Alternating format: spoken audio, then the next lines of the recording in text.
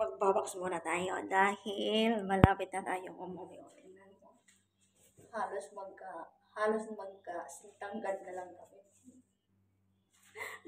Bakit kaya kapag malapit nang uuwi ay nagplaplano ng magpabagahe or tinatawag magpapackage? Para sabihin na galing abroad ay charot lang. Para naman matuwa yung madadatnan natin. Kahit lang itong mga mumurahin, kahit na itong mga promotion, diba? Nalaman tuloy nila na mga promotion lang nilalaman dito sa loob ng karton na ito. Ops, teka lang. Bago pa naman tayo magdadaldal, ayusin muna natin ang pagbubuo ng karton na ito at para maging safe ang nilalaman dito sa loob ng box na ito.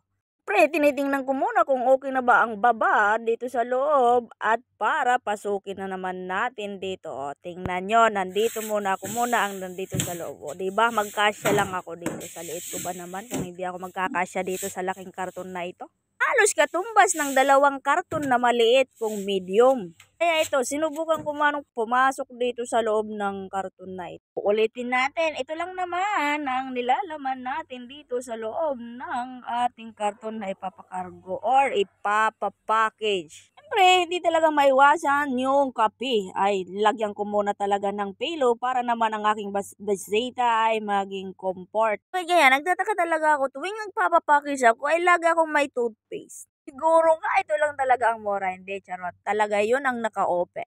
Naging swerte na rin ako dito sa pinapasukan ko kasi nalalaman din naman namin kung ano ang mga promotion lalo na pagdarating ng Wednesday. Yun lang naman talaga ang inaabangan ng mga staff. Yung makakamura, yung may mga discount.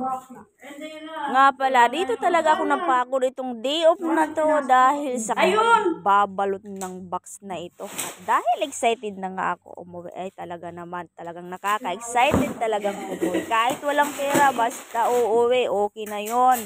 Hindi naman yun ang dahilan na uuwi ka ay magdadala ka ng maraming pera. Yung iba umuwi, gusto lang magpahinga, makita ng kanilang pamilya, makasama ang kanilang mga mahal sa buhay. Talaga naman grabe ang pagsasakripisyo ang pagbabaks na ito. Mas masahol pa ito sa pagsasakripisyo ng mga tsuban yung naiwanan na kayo at niloko na kayo. Ang gagawin nyo kapag iniiwanan kayo ng tsuba na sobrang pagsasakripisyo nyo na itong gawin nyo, mag-box na lang